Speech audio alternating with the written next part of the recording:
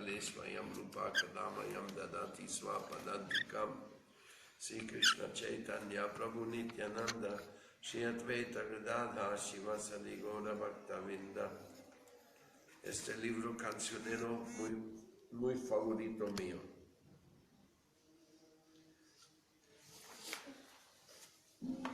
Jaya Jaya Hari Nam, supreme blissful nectar dam, highest truths made of sacred syllables, giving mercy to his dear ones in the name form he has come, showing his vast kindness to all jivas. Jaya Hari Krishna Rama, sublime shelter for all persons, filling all our minds with pure enjoyment. Great sages in joyful reverence keep the names upon their lips, singing of their praises every moment. O Krishna, your form of letters carry all your wondrous powers, bestowing great fortune to all persons. In this worldly sea without you, there's no friend to call for rescue. To deliver all souls you have come. All souls suffer miseries, but you destroy all of these. Though ignoring you is just one time, someone calls to you so humbly, feeling low and very empty, with no other remedy in sight. This is called Jaya Harinam, Jaya Jaya Harinam by Bhaktivinoda Thakur. From this verse we can learn that we have to cry for mercy.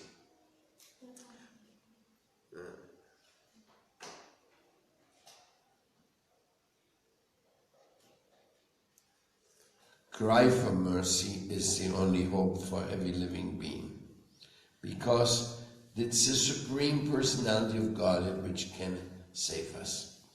If you think you can save yourself by making yoga exercises or by reading some books or by... Everything is okay. Just now sit down. Hey, what you doing?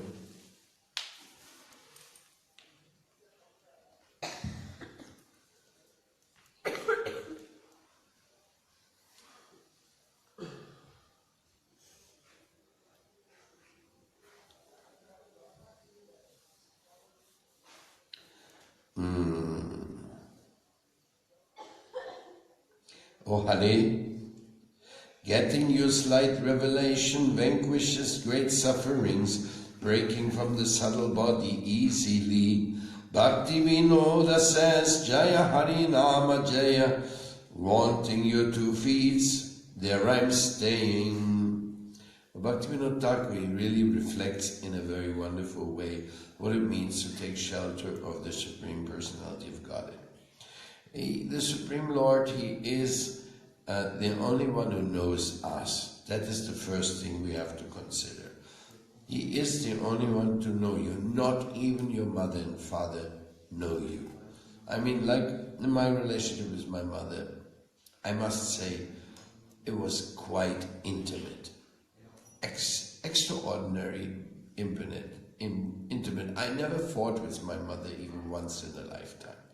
Maybe when I was a little kid, very naughty, then I maybe gave some opposition. But otherwise, in my lifetime, my mother, we never exchanged like any of this. We always had a good relationship. I know she loved me like anything. She always ready to write, ready to do service, ready to do anything. Just she wanted to keep contact. She wanted to make sure, and you know, I was a difficult guy to keep contact with because I was always in different parts of the world. Even to the point that finally she came to Vrindavan. Were you here, Prishni, when she came here? Were you here when my mother was here? You were in Colombia?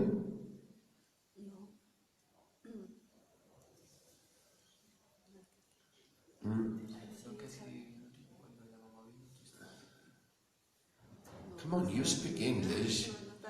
What are you doing? So she came here and we spent the most beautiful months here together Really, that was wonderful. I mean, and my whole heart, my whole life, I desired that I may take my mother to Vrindavan and show her what's so dear to me, and most wonderfully, she loved it also. I took her on Govardhan Parikrama, I took her to Varshana, to Nandagram. So it was a very, very pleasant. Nevertheless, I don't feel that my mother knows me. And neither do I know my mother. I mean, now she's not in this body, she's gone somewhere else. Of course, I hope and I believe Krishna must have taken care of her, because she's a devotee at heart, that I have no doubt about. And she also took initiation maybe 20 days before her death. So she was very eager for making me feel happy. I would say that was it. So I cannot complain. I cannot say my mother didn't care for me, my mother ignored me, my mother favored other children over me, and no, I can't say that. It's not true.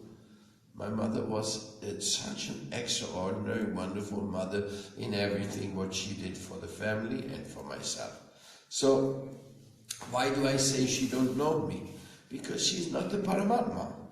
She's very dear to me, but she's not my Paramatma. So she don't know me, she don't know my difficulties, she don't know my inner struggle, she don't know my inner aspirations and how I want to get there. She don't know any of that, nor do I know of her. So I would say my mother is the person who was, over the long run, the most intimate person with me, and still she don't know me. So therefore I say only Krishna knows you.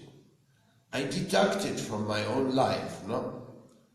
Because I don't know your relationship with your mother. I don't know your relationship with your husband and friends. But I just deduct it from my own experience that nobody really knows me except Krishna. So this is the point of Bhaktivinoda Thakur is making when we take shelter of Krishna, pray to Krishna, surrender to Krishna. At the moment of death, who are you going to call out to? Krishna. And if you call out to Guru, and the Guru means representative of Krishna, he is there. Why are you? I mean, Prabhupada. Let's say Prabhupada. Honestly. Is Prabhupada the Paramatma? Definitely not. The Paramatma may talk to Prabhupada, and Prabhupada may talk to the Paramatma. Undoubtedly, yes. So if you say, through Paramatma, Prabhupada knows what I'm doing, okay. I hope he doesn't have to be conscious of all what his disciples do now. I hope this pure soul, Bhaktivedanta Swami Prabhupada, is not bothered by, in his own divine lila and his service to the divine, by knowing all the difficulties all of his disciples going through. And maybe he is. Maybe his love is so great, he's overlooking each and every one of our cases, but not personally, only through Paramatma, because he's not situated in my heart. Srila Prabhupada is not a soul which expanded into as many forms as he had disciples. You have to understand that is not real. Prabhupada is with Krishna, and we pray to him, but the shelter in the last instance in all the ways, the shelter is Sri Krishna, Sri Paramatma. So when we're talking of surrender, when we're talking of prayer, when we're talking of crying out for help, we are actually creating that relationship, that urge. And then we say, no, it's not Krishna, it's Radha. We're actually crying out for Radha, because it's easier to cry out for Radha. Because Radha is more merciful. Krishna is with his pure devotees, you know. And when Radha and Krishna come as Chaitanya Mahaprabhu, yes. So Chaitanya Nityananda, for example, he is Paramatma, he is the Chaitya Guru, he's a presentation, he's the original form of the Guru. And as Ananga Manjari, he is Radha. He's a servant of Radha intimately. So you can say, Radharani, Ananga Manjari, Nityananda Prabhu, our Guru Dev. In this way, we are connected in the Guru Tattva with Radharani. That's why these Vaishnavas, they call this process Radhadasyam. We are taking shelter of Radharani. We pray to Radharani. We cry to Radharani. Radharani is our everything.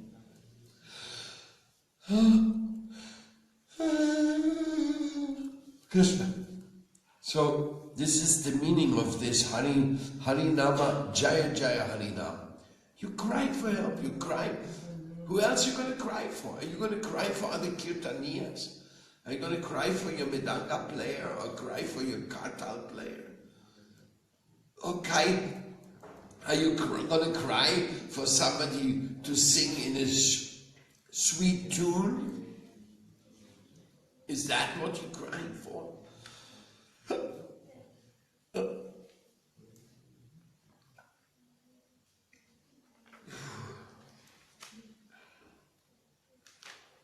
Excuse me, Prabhu. His body does what it wants to do. It doesn't ask you, doesn't it? No? Sneezing, coughing, all that stuff, you know. It just happens. Huh? And a few other things. We don't want to talk about. So, Krishna's tu Bhagavan Swayam. So the whole essence of this song of Bhaktivinoda Thakur is shelter taking. And for shelter taking we need Shraddha. We need faith. We need faith that there's somebody who can receive our call, our surrender. If we don't think that such a shelter exists, if we don't think that there's any possibility to be with Krishna, we don't think so. If we don't think that Krishna exists, then we are helpless. Who are we going to cry to? Who are we going to... And the nice thing of the devotees is when you cry to Krishna, you cry out, when you cry out to Krishna, the devotees can console you. That is a beautiful feature, no? I cry to Krishna and you console me. The devotee comes, Prabhu, everything will be all right. Let's go on. Let's do devotional service. Don't cry so much. It's okay. But I'm crying because I'm not getting there. Yes, okay, then you cry. Go on crying. It's okay. Because crying for Krishna is not bad, you know.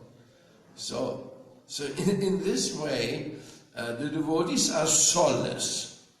Definitely. A materialist is not such a solace. Let's look at this. Let's think about it. How can let's see, somebody, like even a brother in the material world, they're a friend, they see you crying, oh, and then they come, oh my dear, why are you crying? Do you want a cigarette? Or do you want to take a whiskey with me? Or do you need some money? Let's buy something. Let's go shopping. The materialist can't relate to my heart's cry, my earnest feeling, emotions. He can't relate to it because he don't understand it. So I'm crying for Krishna to get his mercy. What is that? You know that one who has created us.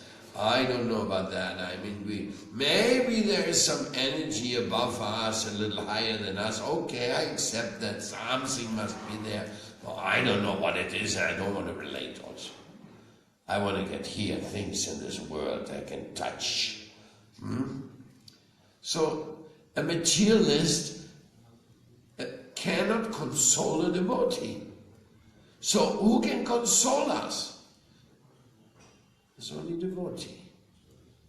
So therefore to have devotee friends and very, very dear is very important, you know. Somebody you love amongst the devotees. Actually you should love all of them. And you should be ready to console all of them also. But of course our business is not hanging around consoling. Let's say we are all sitting here in a round, you know, like 50 devotees in a round, and I console you, and you console him, and he consoles her, and we are a bunch of consolers. Huh? That's not our business. Our business is to do service. Our business is to go out and help other people who are much worse off. You see, you may be crying for Krishna because you're not a pure devotee, you still have lust, you still have frustrations, you still have these things. You may cry, Krishna, I'm chanting your holy name such a long time and I'm still in Maya. What is this? Why? I want to go to you. I don't want to be in this material world. I cannot stand it anymore. How is it going to end up? How will I ever become your devotee when my mind is always coming and disturbing me. Krishna, please. So then another devotee comes and says, hey, stop crying. Go and preach to the people who know nothing about Krishna.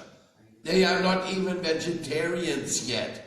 You living a beautiful lifestyle, you have a beautiful association, you have beautiful books to read, you have a beautiful service to do, everything is beautiful and you are crying. What I think, a crybaby or what? Stop crying and do service. Okay, Prabhu, you're right. I forgot. I lost my compassion for all the souls who have nothing and nobody. Prabhupada could have stayed in Vrindavan just crying. He could have cried for his wife, who didn't take shelter of Krishna. He could have cried for his kids, who also didn't follow him in the past as his disciples. He could have cried, but he didn't cry. He went out and made the Hare Krishna movement all around the world and gave them his love and mercy to millions.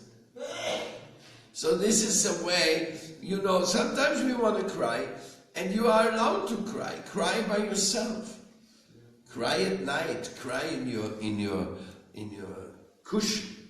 Hare Krishna. Actually, every time we speak the Gayatri Mantra, we can cry.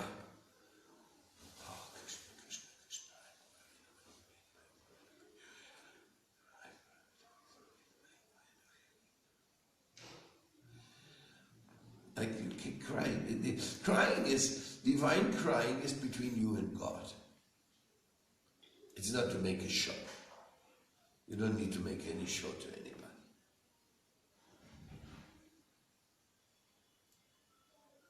When you cry in a movie, you want to hide your tears. You feel ashamed. Why am I crying just for some stupid movie? Huh? Why my emotions have become intense just over some silly fictional story. What about having emotions for the divine, having emotions for the eternal, having emotions for the souls who are suffering in this world? These emotions of compassion, they're very good, they're very favorable.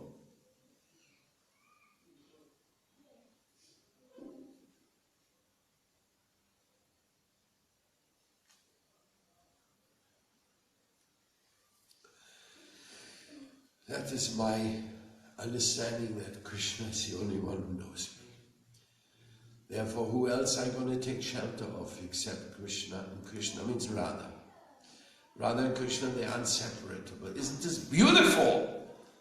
The divine is feminine and masculine at the same time.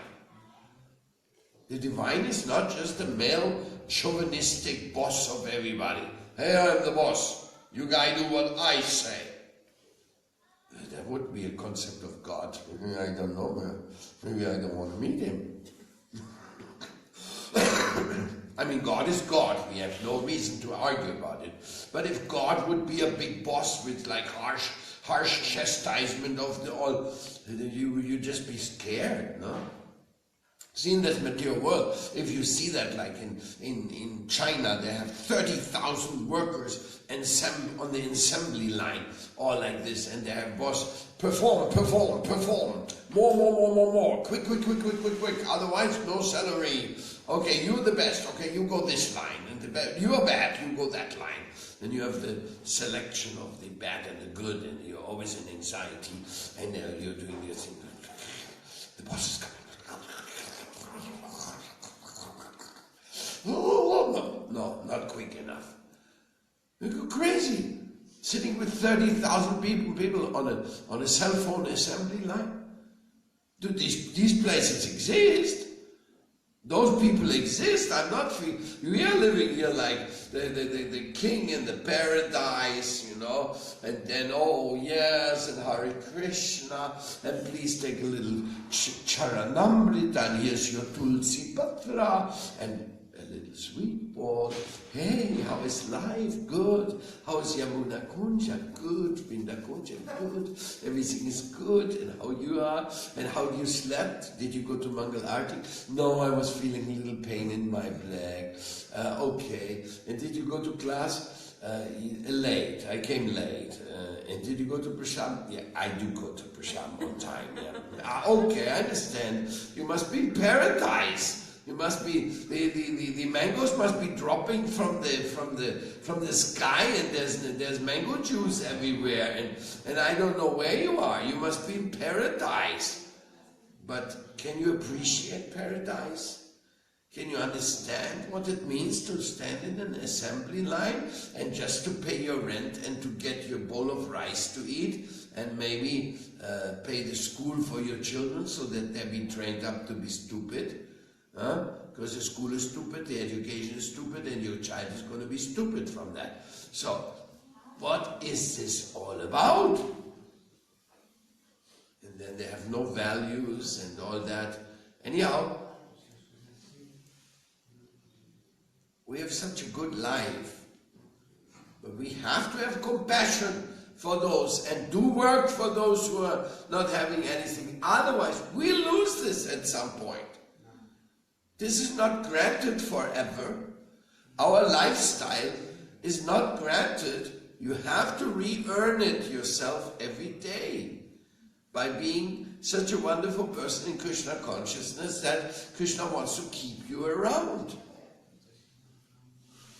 And I'm talking about the factory guy on the assembly line. He is in another heaven. Why? Well, he's working, he's getting money, he's getting food, and he's going home and seeing his family. That's another kind of heaven. What about the girl which they took away from their parents and they force her for prostitution?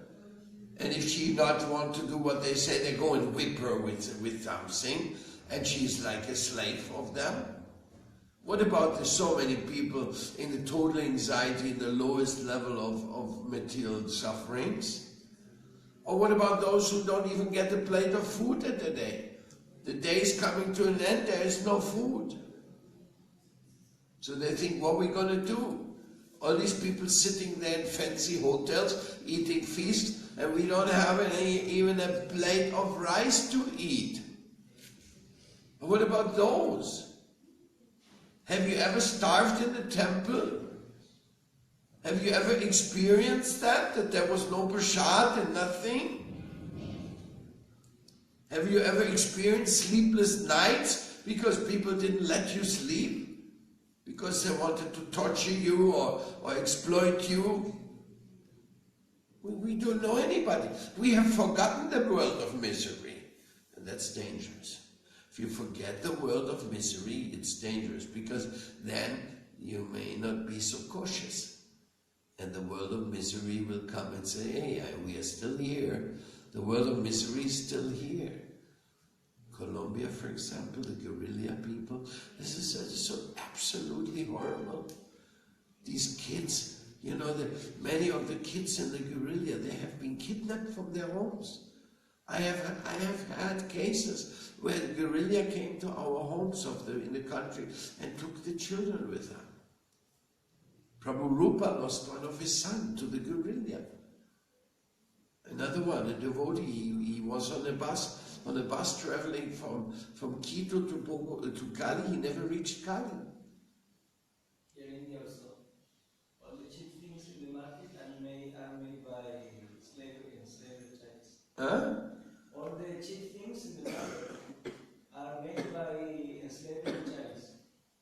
India, Vietnam, Enslaved. all this. They are kidnapped or they are buying from the poor villages.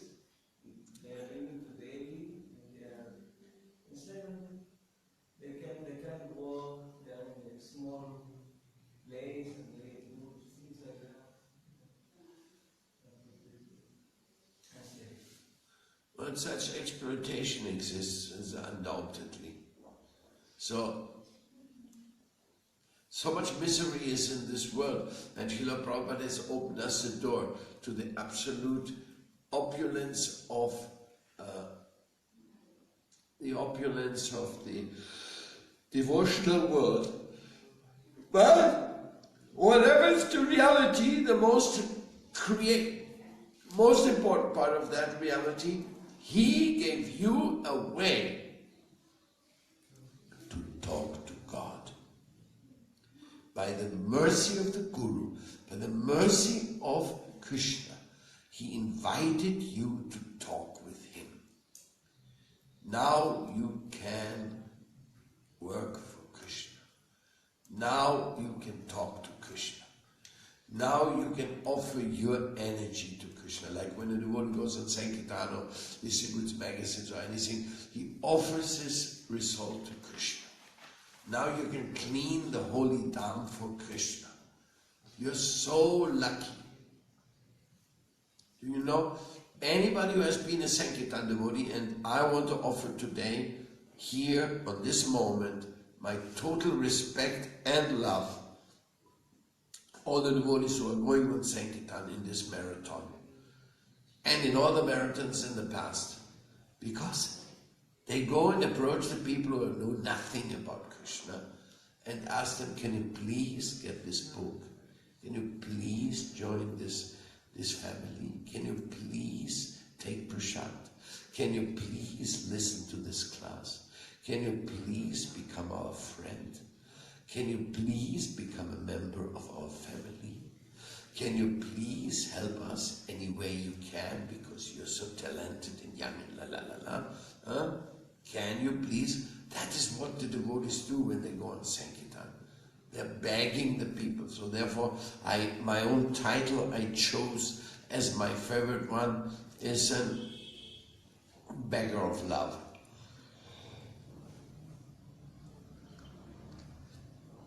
Begging people to love Krishna, because I don't need everybody's love, because I wouldn't know how to reciprocate to them. If everybody gives his love to me, what am I going to do with that? You drown in so much love. So I'm a beggar of love. Give your love to Krishna and to the Vaishnavas. Give your love. I'm a beggar of love. I don't want anything. I only want your love. I don't want your money. Forget about your money.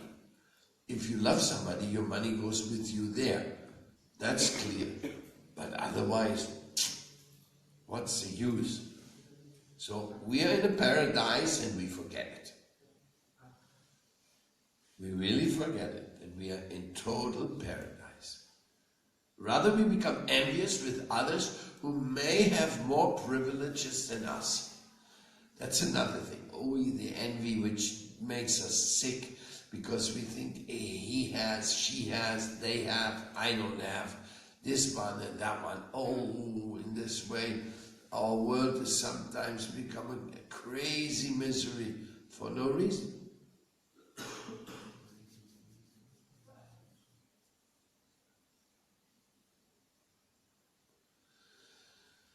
I will sing another song. This was enough for this one.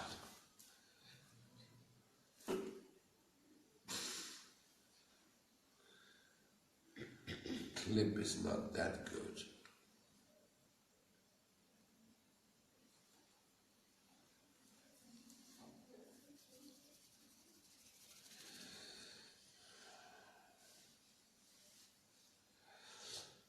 Oh Hare, because I forgot you, This is from Sharanagati, Srila Bhaktivinoda Thakur.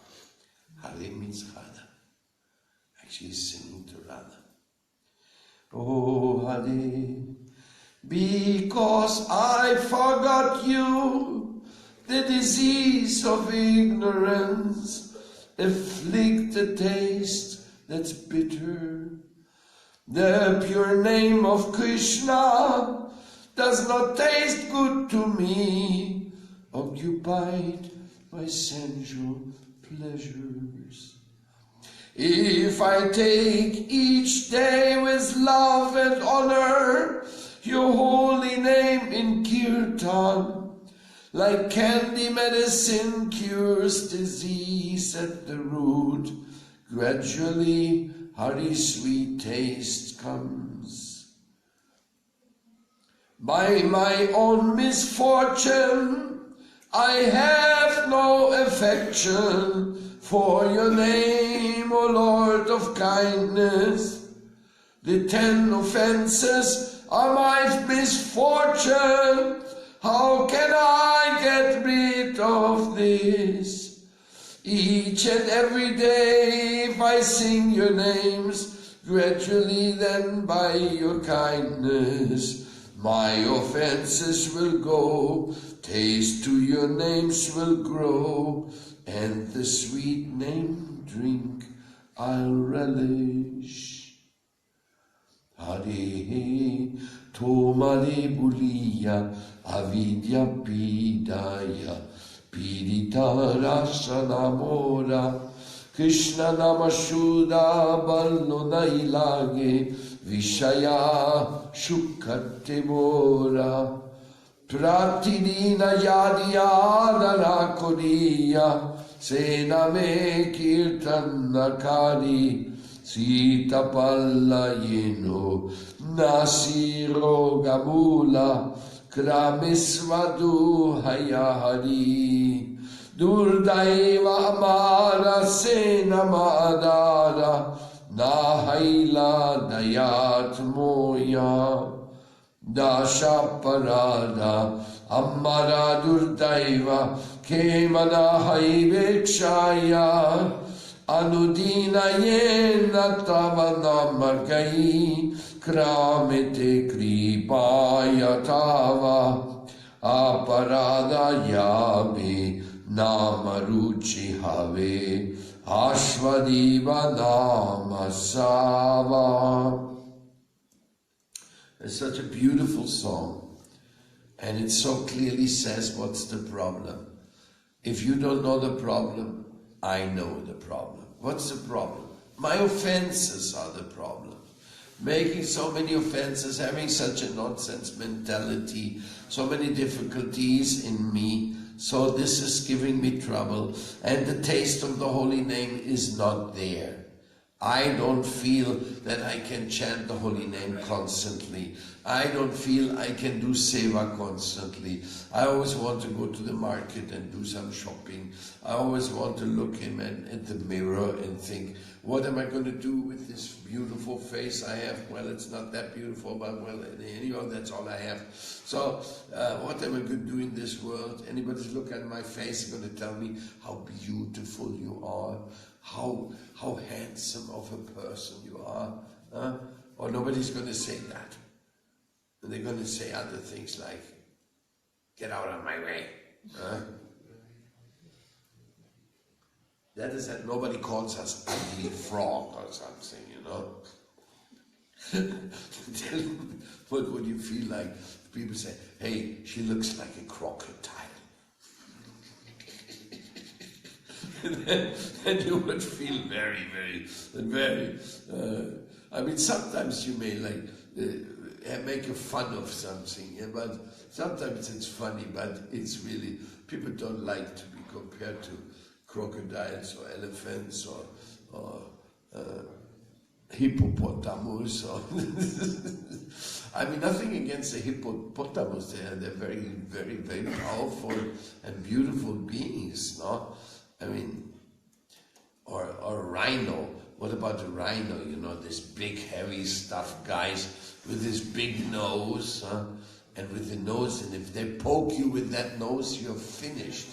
But the rhino, the worst thing for the rhinoceros is its nose. You know that? Because the people kill the rhino to cut the nose, to grind it into powder. They say, then they get the sexual rhino power. Then they have and people who are like really lusty idiots, they go and they buy, oh, let's get some rhino powder for my sexual power. Maybe they pay like $200 for a little dose, for a little powder of rhino powder.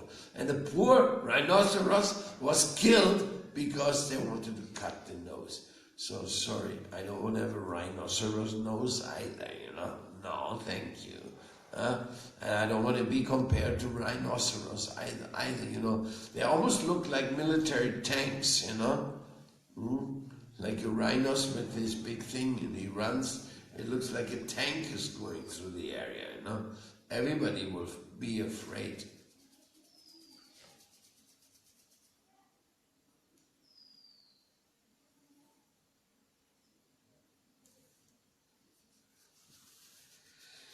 Hare Krishna, Krishna Krishna, Hare Hare, Hare Rama, Rama Rama, Hare Hare. But somebody was born as a rhino, as a crocodile, as a mosquito, as a because of their karma. These karmas exist. And the offenses are making us very scared. Because by our offenses, we have to come again and again into this material world. And I don't know, maybe it's better to be an animal than to be a human being in total misery without Krishna. Of course, if there is some Krishna, then it is already auspicious. We've heard of many cases, even very criminal people have come in contact with Krishna's name. In one country, the Krishna movement, you know how it started? Because somebody became a devotee who was part of a car-stealing gang. And he really liked Krishna conscious. So he spoke to the other stealers, they were a gang. So half of the gang became devotees. And they started the Krishna conscious movement in that country. A car-stealing gang. And they had money. Huh? They had money to start. No, they had no money. No. Poor, miserable car-stealing gang. Or if they had money, I've never seen it. So this is our life. Krishna Seva.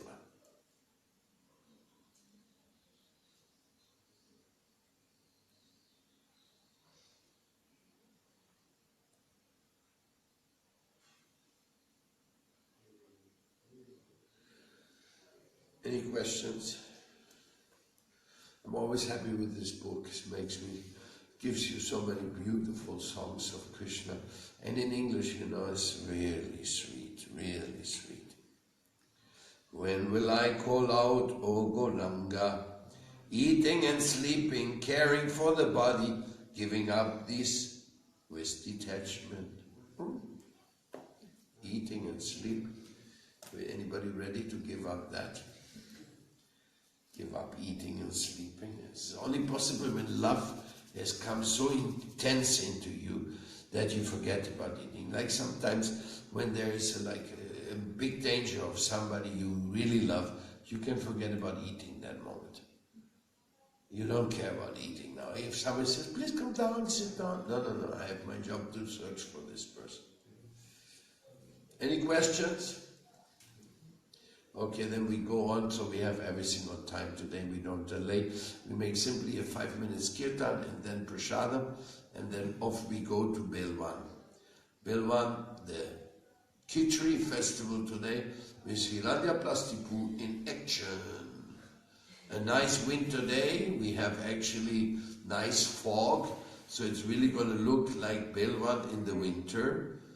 So, yes. Gurudev, you say that we should always pray to Radharani.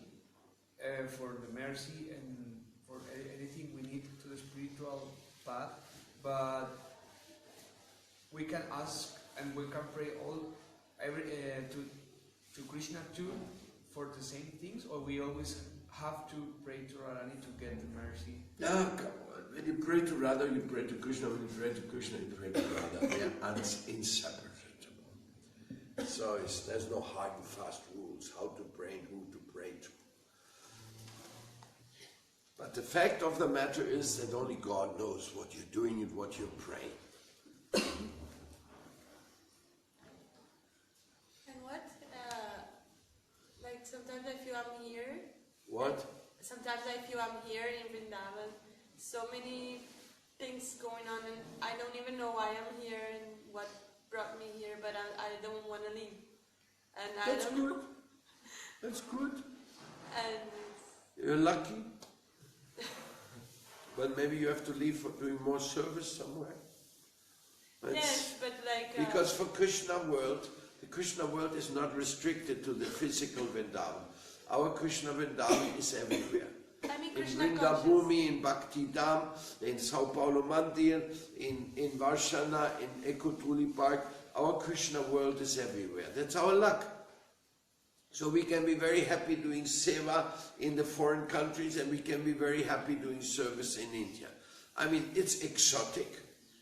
Vrindavan is, Mayapur Vrindavan is exotic, but we can also get spoiled. We think, oh, it's so easy. But actually, you know, the devotees, if they don't beg, like I was speaking with Lakshmi this morning, if we don't beg, then we can't pay the rent. Then the temple's finished. So we have to go out every day, get our boga, get our this, and get our that. And that hard work of going out and begging for Krishna, because people work and beg for their pocket, for their own selfish ideas. But to go out and beg for Krishna and to give all the money you collect for the temple, that's big yogi guys, you know. They're big yogis, but they also feel the same nectar, because they go out in the public transport, they do this, and they talk to thousands of people, or go office to office, or wherever they go, they are taking Vrindavan with them. Means they are the beggars of love. I mean, Krishna conscious itself, like not only Vrindavan the place, but sometimes I can't realize what brought me.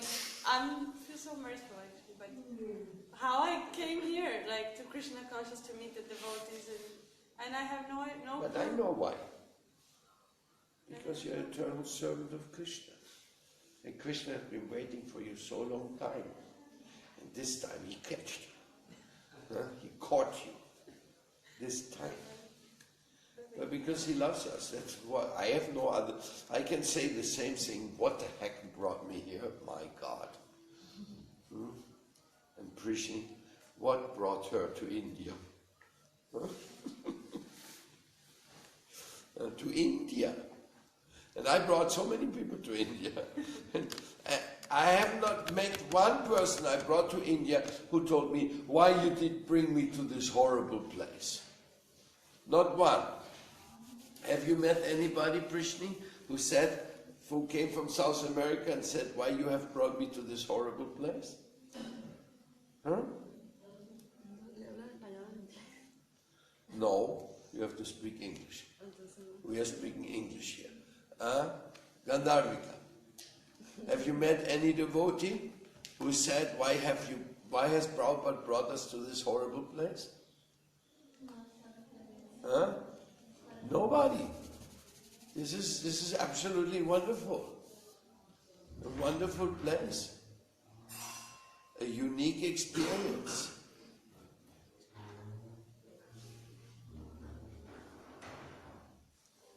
Yeah, Shamakunda is really professional, goes like this. Huh? It's like a factory. Okay, let's get ready for Bilvan Yatra.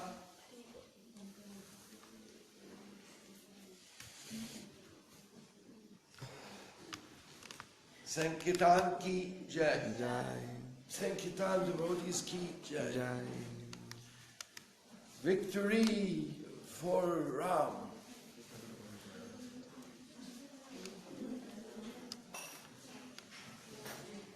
Oh.